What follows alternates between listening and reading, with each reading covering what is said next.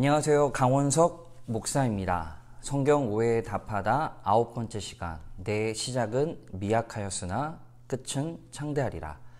욥기는 과연 축복을 강조하는 신앙 간증일까라는 주제로 함께 말씀을 나누도록 하겠습니다.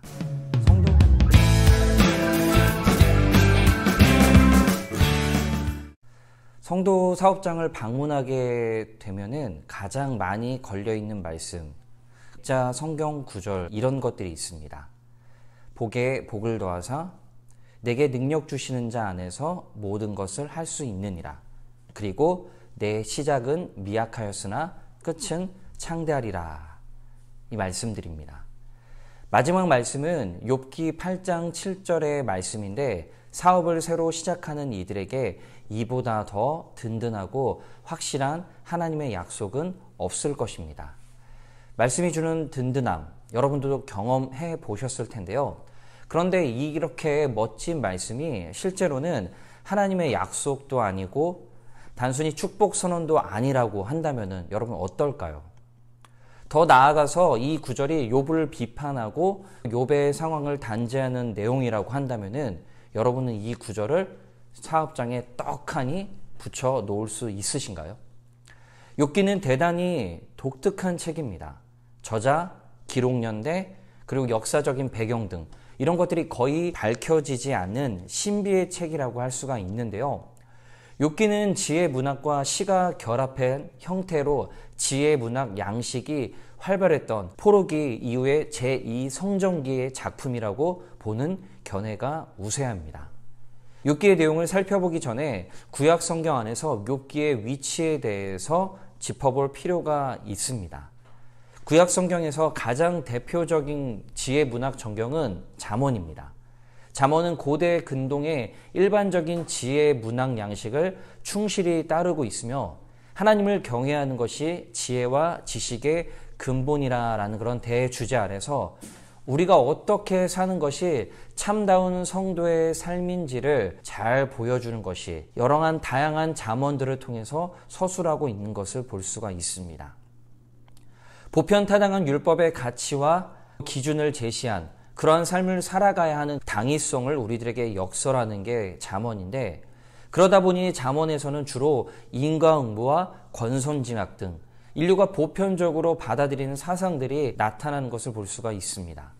반면에 욥기는 잠언과 같은 지혜 문학 양식이면서도 사뭇 다른 분위기를 자아내고 있는데요. 단순히 잠언이 말하는 세상이 전부가 아니라고 말하면서 잠언이 말하는 대로만 살면 인생의 모든 문제가 풀리는지에 대한 의문을 던지는 책이 바로 욥기입니다. 이런 면에서 욥기는 잠언과 대칭을 이루며 정경과 정경이 대화하는 책이라고 할 수 있습니다.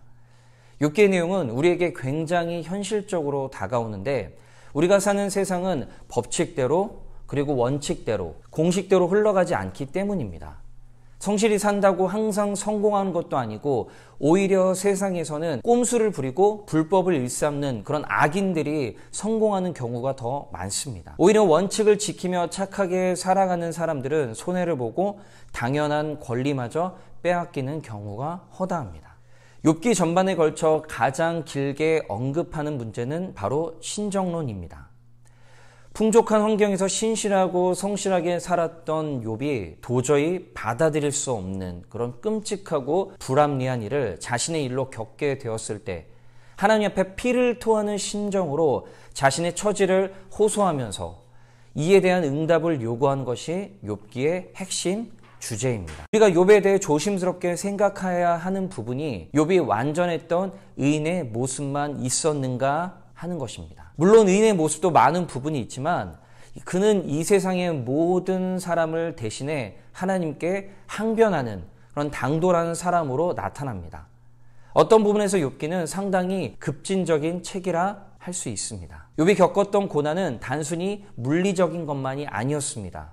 집안의 몰락, 자녀들의 죽음, 육체의 고통도 충분히 괴로웠지만 그를 진정으로 고통스럽게 한 것은 자신이 알고 있던 하나님과 새롭게 인식하게 된 그 하나님과의 괴리였습니다. 대부분의 그리스도인은 욥기를 욥이 고난을 잘 참았더니 하나님께서 2배의 축복을 주신 이야기 정도로만 이해하고 있습니다. 욥기에서 욥이 축복받은 이야기는 아시다시피 전체 내용 중에서 지극히 적은 분량에 불과합니다. 우리가 흔히 알고 있는 갑절의 대박도 욥기 말미에 아주 짤막하게 기재되어 있을 뿐입니다. 하나님이 욥에게 재물을 이전보다 갑절이나 더 많이 주신 것은 분명한 사실이지만 자녀는 갑절이 아니라 예전과 같은 아들 7, 딸 3이었습니다. 새롭게 얻은 자녀들이 아무리 훌륭하다 하더라도 아버지에게는 죽은 자녀들을 대신할 수 없습니다. 그들의 죽음은 욥에게 평생의 상처로 남았을 것입니다. 물질이 더 많아졌다고 해서 과거의 끔찍한 기억들이 사라지는 게 아닙니다.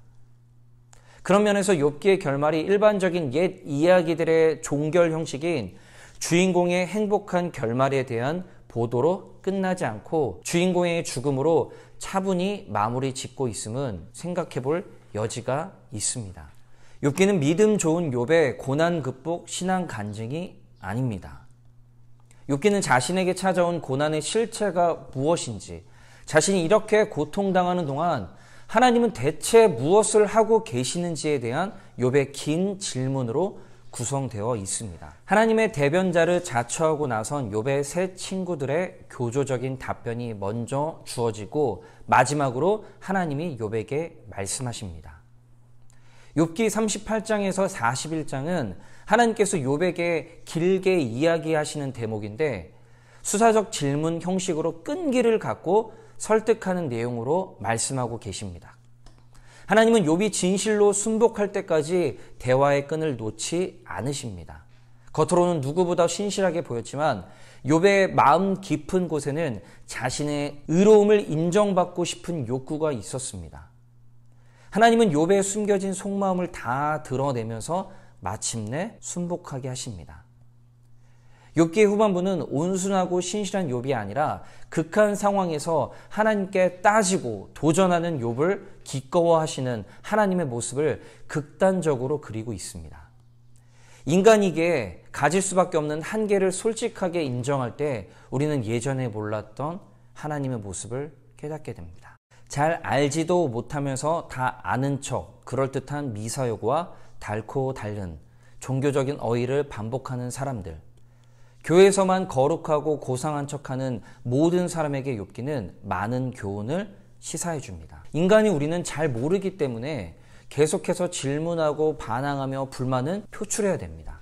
하나님은 그런 우리와 대화하시고 그런 우리를 바꾸실 능력이 충분히 있으신 분이십니다.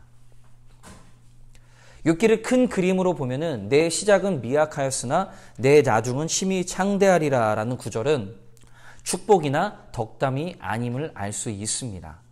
특히 이 말씀은 욥이 자신의 무고함을 호소할 때 빌닷이 욥의 자녀들을 범죄자로 규정하고 욥에게 하나님을 찾고 회개하라 라면서 질책하는 가운데 나온 말씀입니다.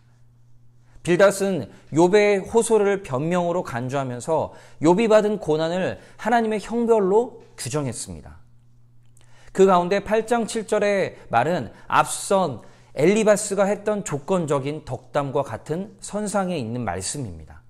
다시 말해 지금의 욥이 받는 고난은 하나님의 징계와 심판이므로 정직하게 죄를 회개하고 용서를 구한다면 나중에는 훨씬 더 좋은 축복을 받을 것이라는 말씀입니다. 따라서 내 시작은 미약하였으나 내 나중은 심히 창대하리라 라는 말씀은 하나님이 말씀하신 축복의 선언도 아니고 욥의 처지를 바르게 이해하고 했던 올바른 권면도 아닙니다. 고난에 처한 이에 마음을 헤아리지 못하고 원리 원칙대로 사람을 판단해서 오히려 그를 절망에 빠뜨리는 독한 말씀입니다. 이런 의미를 알고 액자를 걸어 놓으시겠습니까? 혹시 이런 의미를 알지 못하고 걸어 놓은 거라면 지금 그 액자를 내리시는 것도 나쁘지 않을 것입니다. 이상 성경 오해에 답하다 시작은 미약하였으나 끝은 창대하리라 였습니다. 감사합니다.